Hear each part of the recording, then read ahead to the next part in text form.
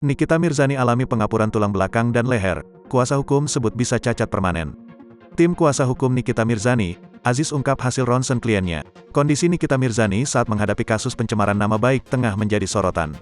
Nikita Mirzani derita pengapuran tulang belakang dan tulang leher. Penyakit itu diderita Nikita Mirzani jauh sebelum tersandung kasus pencemaran nama baik yang dilaporkan oleh Dito Mahendra. Dikutip pada kanal YouTube Intense Investigasi, Aziz menjelaskan secara detail penyakit yang dialami Nikita Mirzani. Di leher kan ada 7 sendi, nah sendi yang keenam ini terjadi penebalan pada satu sisi. Satu sisi dia tipis, yang satu sisi tebal. Makanya Niki nggak bisa nengok, makanya dia kelihatan tinggi sebelah, jelas Aziz, Selasa, tanggal 13 Desember tahun 2022. Selain pada tulang leher, Nikita Mirzani juga alami pengeroposan pada tulang belakang. Terjadi pengeroposan tulang punggung, ucap Aziz sembari memperlihatkan hasil ronsen tulang Nikita Mirzani.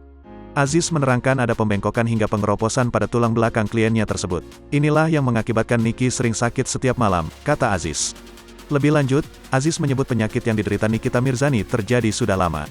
Memang dulu Niki jauh sebelum ada kasus ini sering melakukan terapi tulang. Kita lihat di channel YouTube-nya Niki, karena dia memang punya keluhan itu, terang Aziz. Aziz mengungkap fakta Nikita Mirzani pun baru mengetahui detail penyakitnya karena selama ini tak pernah melakukan CT scan. Baru kali ini dilakukan CT scan dan ternyata hasilnya cukup mengerikan. Ini dia bisa terjadi cacat permanen, beber Aziz.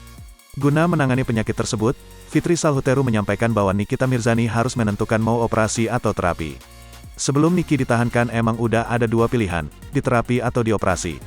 Tapi kan kalau operasi emang agak riskan ya, ucap Fitri Salhuteru.